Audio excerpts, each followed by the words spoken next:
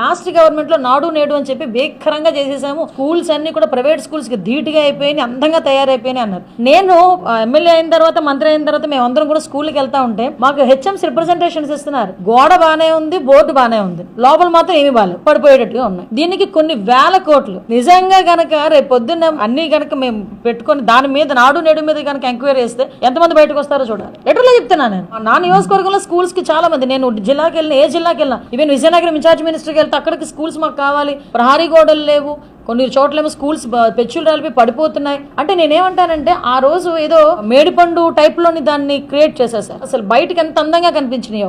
నేను ఒక్కోసారి రోడ్డు మీద వెళ్తుంటే అబ్బాయి స్కూల్స్ ఎలా చేశారా అని అనుకున్నా. అఫ్ కోర్స్ అది సెంట్రల్ గవర్నమెంట్ ఫండ్ అని తెలుసు నాకు కూడా. సెంట్రల్ గవర్నమెంట్ ఫండ్ ని కూడా ప్రాపర్ వేలో యూజ్ చేయకుండా ఏదో పైన పటారం లోన లోటారం ఏదో అంటారు కదా, ఆ టైప్ లో తీసుకొచ్చారు. మా మీద ఎంతో నమ్మకంతో గౌరవ ముఖ్యమంత్రి గారు చంద్రబాబు నాయుడు గారిని, అదేవిధంగా పవన్ కళ్యాణ్ గారిని, మోడీ గారిని దీవించి ఈరోజు ఎన్డీఏ కూటమికి 164 సీట్లు ఇచ్చి ఈరోజు మమ్మల్ని కూర్చోబెట్టినందుకు జరిగిపోయిన దాని గురించి ఒక పక్క చెప్తూనే జరగాల్సింది కూడా మేము చేయాల్సిన బాధ్యత మా మీద ఉంది. కాబట్టి ఈ రోజు ఒక్క సంవత్సరంలోనే గ్రామాల్లోకి వచ్చామండి. అది మా ఎన్డీఏ కూటమి తాలూకా కిడ్స్.